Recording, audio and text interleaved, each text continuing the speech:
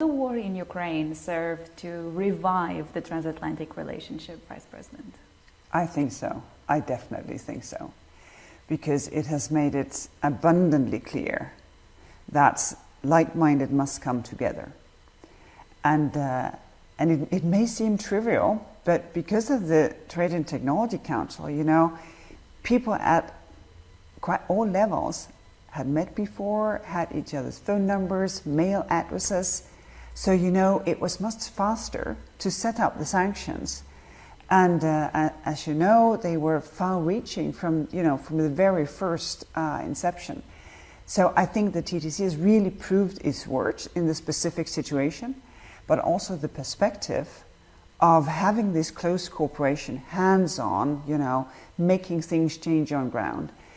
I think with the geopolitics that we have ahead of us, that we're in now, you know, if we hadn't had the TTC, we'd have had to invent it.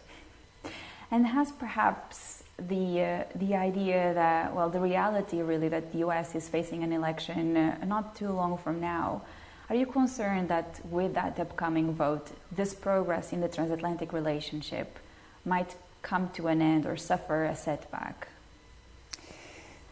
Well, things are very different from what we saw 2, 4, 6 years ago because of the geopolitical situation, because of how technology has advanced, how we look at trade these days, sort of being much more aware that there is a close interrelationship between trade, technology, security, the geopolitics of it all.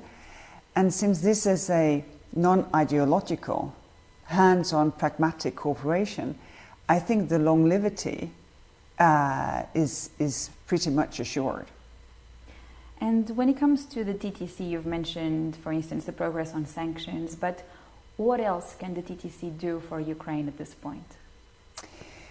Well, first and foremost, continue to maintain the sanctions, because when sanctions are imposed, the first thing that happens is that they try to find ways around it.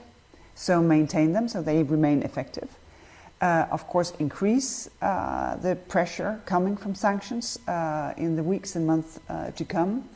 And then, of course, start thinking about what to do to rebuild. Because looking at the devastating destructions in cities, but obviously also human suffering, of course, it will take a lot to rebuild. And I think we should start considering what can be done, how can we do it. So I think to keep focusing on this task, also because the war that the Russians have brought Ukraine is not a European matter, it's a global matter. You see the fallout of food shortages in huge parts of the world, coming from the fact that all that wheat cannot be shipped from Ukraine. I think we can also learn that when it comes to the supply chain, also of basic commodities, we need to cooperate so much closer than what we did in the past. Hi, I'm Joanna Bersecci, and thank you for watching. You can check out more of our videos by clicking on the boxes on the screen. And don't forget to subscribe to our channel for more from CNBC International. Thank you for watching.